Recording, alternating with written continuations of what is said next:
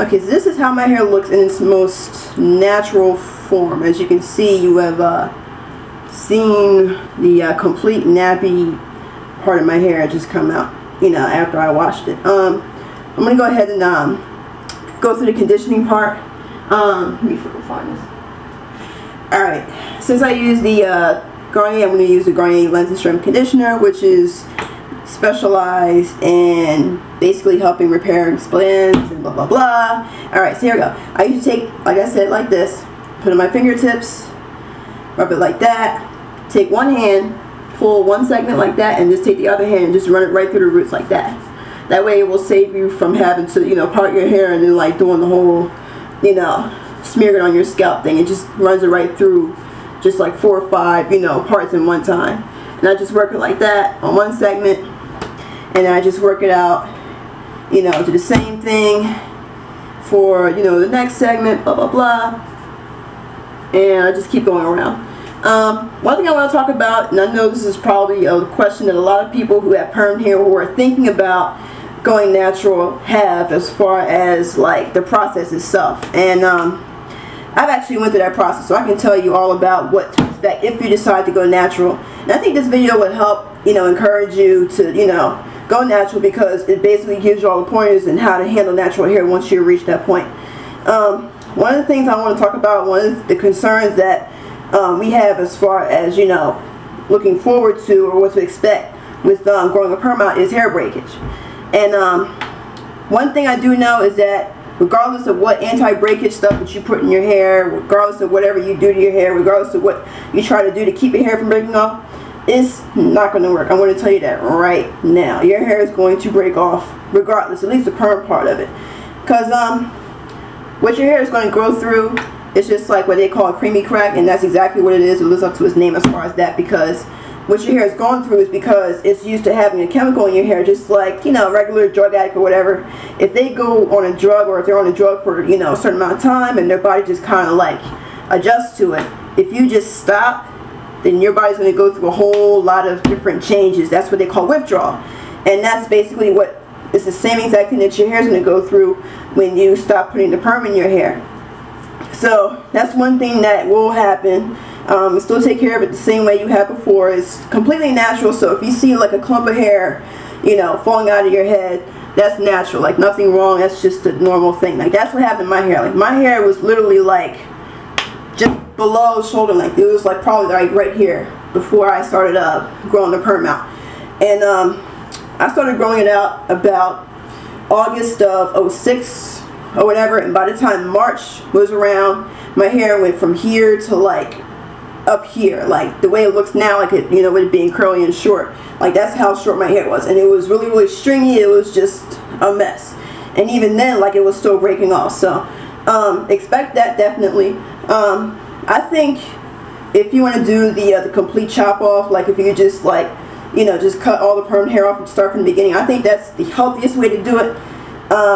But you know, if you want to still do the you know, the grow out thing, either way you're still going to get the same results in about a year. I'd say it will take probably about a year before your hair kind of goes back to normal and reaches like a good length for you to be comfortable with. So now that I've put the conditioner fully in my hair, I'm going to take this brush. This is the one thing that people do to their kids' hair. It's the biggest mistake. They go from strictly washing their kids' hair to going to this comb, and that is a big no. Do not do that. You will not comb through your child's hair. You're supposed to start with this comb, because this is specialized in our kind of hair.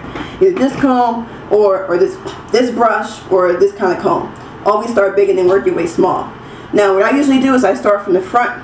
I take this and I take my other hand and I kind of guide it. I usually rake like the ends first. I don't try to, like, you know, dive in and try to, you know, get all this stuff out at one time. I usually just rake through it, and when I feel like, you know, the kinks are out, I work my way deeper into it. As you can see, you know, the kinks are coming out. And the good thing about Garnier Fructis conditioner specifically is because it's a very smooth cream. It kind of helps the tangles slide out of your hair, as opposed to you just trying to rip it out. So that's the good thing about Garnier. It makes the, you know, combing and brushing part a lot easier. So as you can see, I'm already like halfway through.